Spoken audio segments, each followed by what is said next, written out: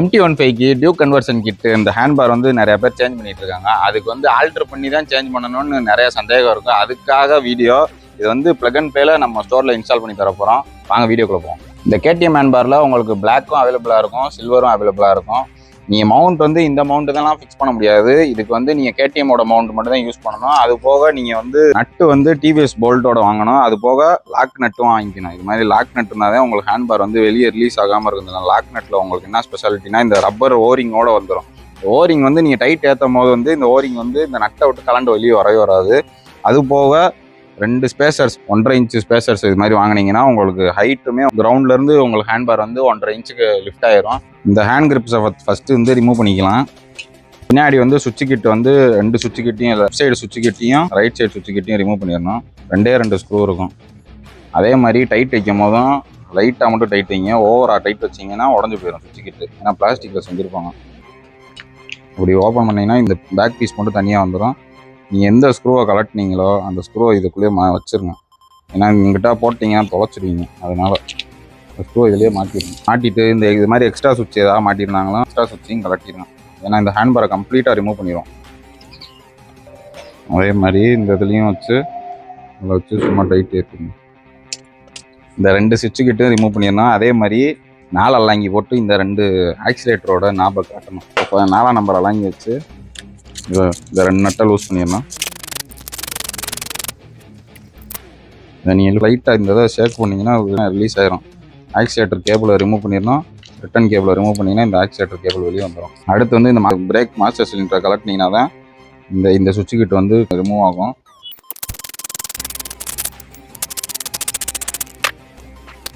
இது மாதிரி வச்சு விட்டிங்கன்னா உங்களுக்கு ஈஸியாக இருக்கும். மாட்டும் போது டக்குன்னு சீக்கிரமாக மாட்டிடலாம். அடுத்து வந்து இந்த மவுண்ட் கிட்டுக்கு மாட்டிடலாம் வந்துடலாம். அடுத்து மவுண்ட் கிட்லேயுமே பின்னாடி star screw driver 2 screw driver இருக்கும். ஒரு நட்டு சின்னதாக இருக்கும், ஒரு நட்டு லென்த்தாக இருக்கும். அதே நீங்கள் இதுலேயே மாட்டிட்டீங்கன்னா ஒரு வேலை ஈஸியாக முடிஞ்சிடும். அடுத்து வந்து கிளட்சை வந்து யூஸ் பண்ணுங்கள். இதுக்கு வந்து 10ஆம் நம்பர் வரும். 10ஆம் நம்பர் பிட்டு ஏதாவது போட்டுக்கிட்டீங்கன்னா 10 பிட்டு ஸ்பானர் ஏதாவது போட்டுக்கலாம். இது மாதிரி லூஸ் பண்ணிடுங்க. அதே மாதிரி டியூக் ஹேண்ட்பார் மாட்டும் போதும் இதை உள்ளே இன்சர்ட் பண்ணிட்டு தான் மாட்டணும். நீங்கள் மேலெல்லாம் மாட்டினதுக்கப்புறம் இதை இன்சர்ட் பண்ண முடியாது. அடுத்து வந்து இந்த ஸ்டெம்மை கலட்ட போகிறோம்.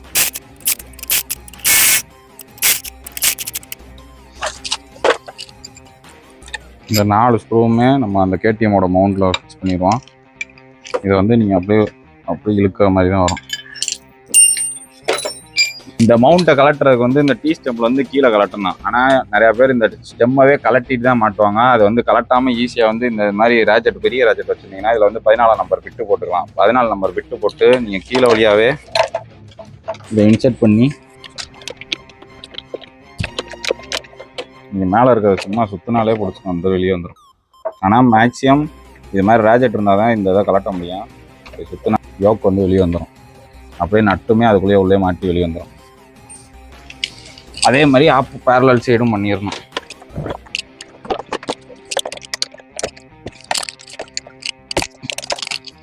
வச்சுக்கிட்டு நீங்கள் கீழெல்லாம் சுற்ற தேவையில்ல. கீழெல்லாம் உங்களால் சுற்ற முடியாது. அதனால் மேலே அப்படி சுற்றி விட்டிங்கன்னா அதே ரிலீஸ் ஆயிடும். அவ்வளோதான். இந்த நட்டும் அதோடய வந்துடும்.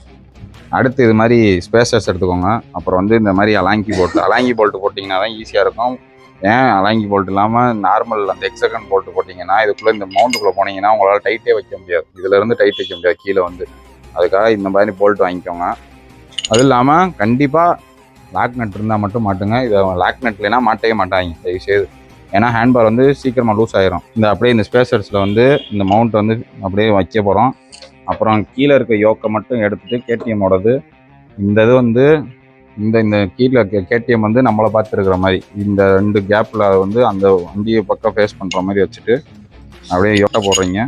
இது வந்து 12ஆம் நம்பர் நட்டு. 14ஆம் நம்பர் நட்டு வாங்காதீங்க. 12 போதுமானது தான். அதே மாதிரி தான் இந்த போல்ட்டுக்கும் வைக்க போகிறோம். இது வச்சுட்டு டைரெக்டாக அப்படி உள்ளே சொல்ல போகிறோம். அவ்வளோதான், கம்ப்ளீட் ஆயிடும். இதை வந்து நீங்கள் எப்படி வேணாலும் அட்ஜஸ்ட் பண்ணிக்கலாம். அட்ஜஸ்ட் பண்ணி ஃபிக்ஸ் பண்ணிக்கலாம். வந்து இந்த ஹேண்ட்பாரை வந்து டைரெக்டாக மவுண்டில் ஃபிக்ஸ் பண்ணிடுறாங்க. அப்புறம் திருப்பி கலட்டுற மாதிரியாக இருக்கும். ஃபஸ்ட்டு வந்து இந்த யோக்கில் ஃபிக்ஸ் பண்ணியிருக்கேன். அதுக்கு வந்து லைட்டாக நம்பி விட்டிங்கன்னா கரெக்டாக இருக்கும். இப்படி லைட்டாக அப்படி ஒரு ப்ரெஷர் கொடுத்து, ரொம்ப ப்ரெஷர் கொடுத்துறாங்க. ஒன்று ஸ்க்ரூ ட்ரைவர் உடஞ்சிடும், இல்லைன்னா இந்த யோக் கிட் உடஞ்சி போயிடும். அதனால் ஃபஸ்ட்டு வந்து ஹேண்ட் பார் ஃபிக்ஸ் பண்ணுறதுக்கு முன்னாடி இந்த கிளச்சோட யோக்கை ஃபிக்ஸ் பண்ணிடுங்க. அப்புறம் வந்து இந்த 4 போல்ட் எங்கேருந்து வந்துச்சுன்னா, நம்ம ஏற்கனவே ஒரு டாப் மவுண்ட்டு கழட்டியிருக்கோம். அந்த மவுண்ட்டோட 4 போல்ட்டு இது வந்து டேரெக்டாக கேடிஎம்க்கு செட் ஆகும். இந்த போல்ட் வந்து அப்படியே அந்த 4 போல்ட்டை மாட்ட போகிறீங்க. ஹேண்ட் பார் வந்து உங்களுக்கு அட்ஜஸ்ட்மெண்ட் வந்து உங்களுக்கு இது மாதிரி புள்ளியாக இருக்கும். இது மாதிரி புள்ளியாக இருக்கும் தான். இது மாதிரி புள்ளியாக இருக்கும். அதை வந்து கரெக்டாக வச்சுக்கோங்க. வச்சுட்டு உங்களுக்கு இங்கேருந்து ஒரு கை மெஷர்மெண்ட்டு அதே அளவுக்கு இங்கேருந்து இந்த ஒரு கை மெஷர்மெண்ட் கரெக்டாக இருந்துச்சுன்னா அந்த ஹேண்ட் பார் வந்து ஸ்ட்ரைட்டாக இருக்குன்னு அர்த்தம். ஸோ இது வந்து ஃபுல் டைட் வச்சுருங்க. இந்த கிளச்சோட ஃபிட்மெண்ட் எப்படி இருக்கணும்னா, இந்த கிளச்சை வந்து நீங்கள் க்ளோஸ் பண்ணும் போது வந்து இந்த கிளச்சோட பாலும் இந்த ஹேண்ட் பாரோட எண்டும் ஒரே மாதிரி சேமாக இருக்கணும். இது கரெக்டாக இருந்துச்சுன்னா உங்களுக்கு கிளச்சோட ஃபிட்மெண்ட் வந்து கரெக்டாக இருக்கும். இப்போ நீங்கள் நட்டை போட்டுருங்க. இப்போ வந்து சுவிட்சு கிட்டுக்கு வந்து பின்னாடி வந்து இந்த வந்து ஷேக் இல்லாமல் இருக்கிறதுக்காக ஒரு ஹோல் போடணும்.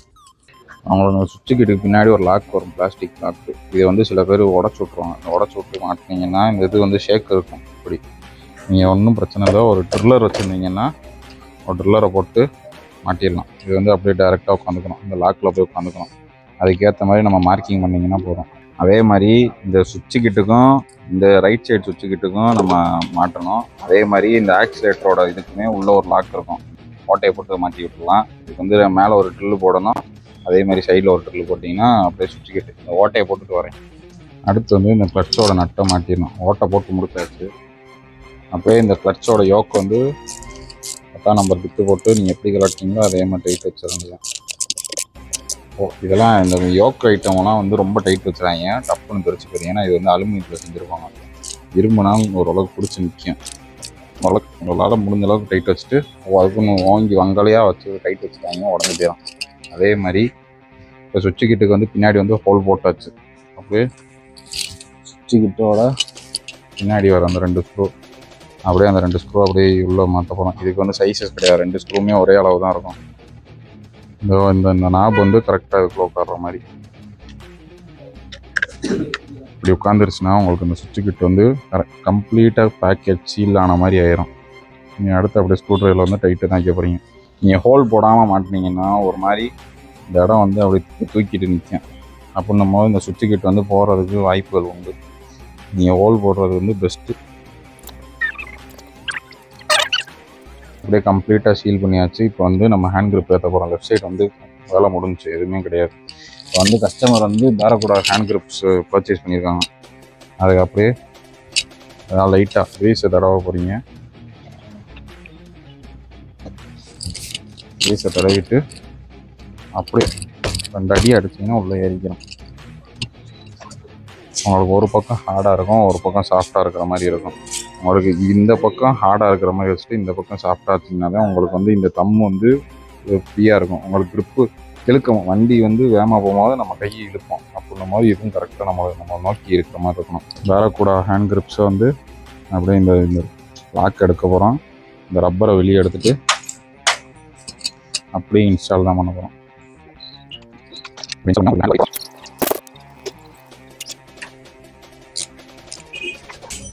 வச்சிட்டிங்கன்னா கரெக்டாக அப்போ இந்த பேரக்கூடாக்கும் அதுக்கும் கரெக்டாக கலர் காம்பினேஷன் வந்துடும். அவ்வளோதான். இப்போ வந்து லெஃப்ட் சைடுக்கும் நம்ம ஹோல் போட்டாச்சு. ஆனால் சுவிட்சு கிட்டுக்கு மட்டும் ஹோல் போடாமல் ஆக்சிலேட்டருக்கு ஃபஸ்ட்டு ஹோல் போட்டுருங்க.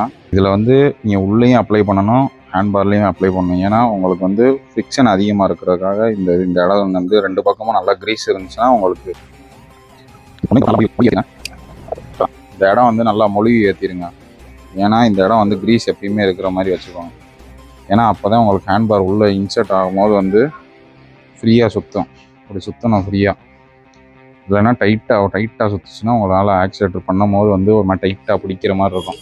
அடுத்து வந்து இந்த கிட்டு இருக்கலாம். இது வந்து மேலே இருக்க கேபிள் வந்து ஆக்சிலேட்டர் கேபிள், கீழே இருக்கிறது வந்து ரிலீஸ் கேபிள். இது வந்து இழுத்தீங்கன்னா உள்ளே ஓடிடும் இந்த கேபிள். மேலே இருக்க கேபிள் வந்து மேலே மாட்டிடுங்க. அதே மாதிரி கீழே இருக்க கேபிள் வந்து வெளியே வர லைட்டாக ஸ்க்ரூ ட்ரைவர் வச்சு இப்படி இழுத்து பிடிச்சிக்கோங்க. இழுத்து பிடிச்சிட்டு அவ்வளோதான். அப்படியே எங்கே ஹோல் போட்டிருக்கீங்களோ போயிட்டீங்கன்னா லாக் ஆகிடும், ரிட்டன் ஆகிடும். அப்புறம் மேலே மாற்ற 4 நம்பரெல்லாம் இங்கேயே அப்படியே உள்ளே இன்செர்ட் பண்ணி ஸ்க்ரூ பண்ணியிருக்கேன். இதை மாட்டி முடிச்சதுக்கப்புறம் தான் இங்கே சுவிட்சு கிட்டுக்கு ஹோல் போடணும். இதை மாற்றாமல் சுவிட்சு கிட்டுக்கு ஹோல் பண்ணிங்கன்னா வேறு மாதிரி தள்ளி வந்து ஹோல் போட்டுருவீங்க. அதனால் இதை மாட்டி முடிச்சதுக்கப்புறம் ஹோல் போடணும்.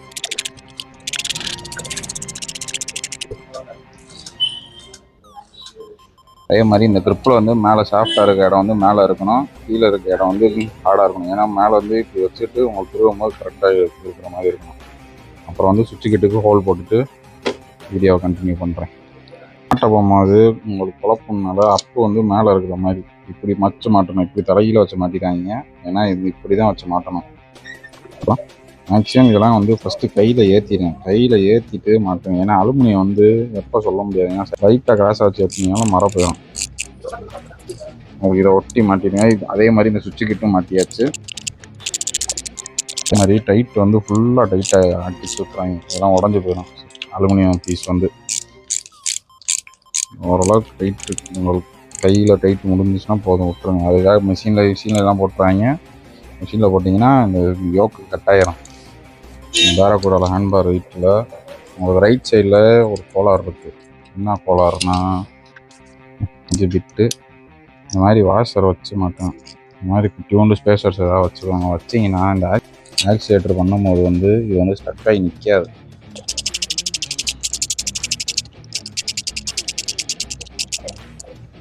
அப்படி ஸ்டக் ஆகாமல் பார்த்துக்கணும். இந்த மாதிரி டியூக் ஹேண்ட்பார் உங்கள் எம்டிக்கு ஃபிக்ஸ் பண்ணணும், இல்லை வேறு என்எஸ்க்கு ஃபிக்ஸ் பண்ணணும், கன்வர்ஷன் கிட்டோட ஃபிக்ஸ் பண்ணணும். இது வந்து எங்களோட கன்வர்ஷன் கிட்டு. இது நாங்களாக ஓனாக பண்ண கன்வர்ஷன் கிட்டு.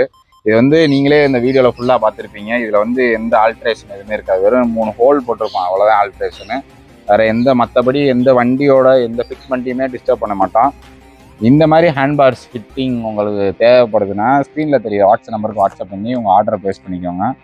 அப்படி நம்ம ஸ்டோருக்கு நீங்கள் மதுரைக்குள்ளே தான் இருக்கீங்க, இல்லை நான் வெளியூர்லேருந்து வந்து என்னால் ஃபிக்ஸ் பண்ண முடியும் அப்படின்னாலுமே இதுக்கு வந்து டைம் கன்சப்ஷன் கிட்டத்தட்ட ஒரு 1.5 மணி நேரம் டைம் வேணும் எங்களுக்கு மினிமமாக இதை ஃபிக்ஸ் பண்ணணும்னா.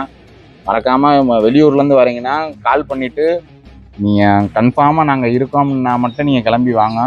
இந்த ஹேண்ட்பாரில் கலர்ஸ் வந்து உங்களுக்கு சில்வருமே அவைலபிளாக இருக்கும், பிளாக்குமே அவைலபிளாக இருக்கும். எப்பயுமே இது வந்து எங்களோட கடையோட ஃபேவரட்டான இந்த கேடிஎம் ஹேண்ட்பார்ஸு எப்பயுமே எல்லாம் ரொம்ப டிமாண்டாக ஓடிக்கிட்டு இருக்கும். எப்பயுமே ஸ்டாக்லாம் இருக்கான்னு செக் பண்ணிவிட்டு கால் பண்ணிவிட்டு என்கொயரி பண்ணிவிட்டு நீங்கள் வாங்க, கிளம்பி வாங்க, நாங்கள் உங்களுக்கு ஃபிக்ஸ் பண்ணி தரோம்.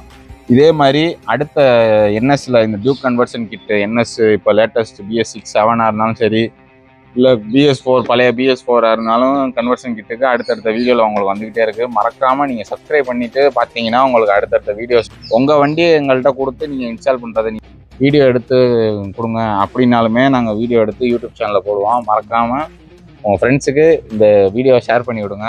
இது வந்து full and full plug and ப்ளேயில் ஃபிக்ஸ் பண்ணி கொடுத்துருக்கோம். எந்த ஆல்ட்ரேஷன் வண்டியோட எந்த இதையுமே டிஸ்டர்ப் பண்ணாமல் ஃபிக்ஸ் பண்ணி கொடுத்துருக்கோம். மறக்காமல் சப்ஸ்கிரைப் பண்ணிடுங்க, பெல் ஐக்கானை தட்டி விட்ருங்க. பை.